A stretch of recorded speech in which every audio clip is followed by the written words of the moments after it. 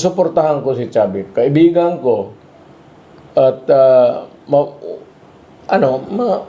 seasoned politician yan. Correct. Kung sabihin mo sa day-to-day buhay ng Pilipino, nasa kamay niya, sa katagal niya sa politik, alam niya ang problema ng Pilipino. Kung ano, doon sa pinakamababa. Yan ang importante dyan, yung alam mo ang problema eh. Hindi yung graduate ng mga summa cum laude na mga cum laude tapos pagdating doon magsalita, hindi nila kapa yung ano talaga yung ano yung kate doon sa baba ng Filipino community.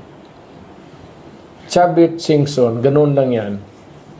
Not that because he's my friend, but because alam ko at alam ninyong lahat na matagal sa politika yan.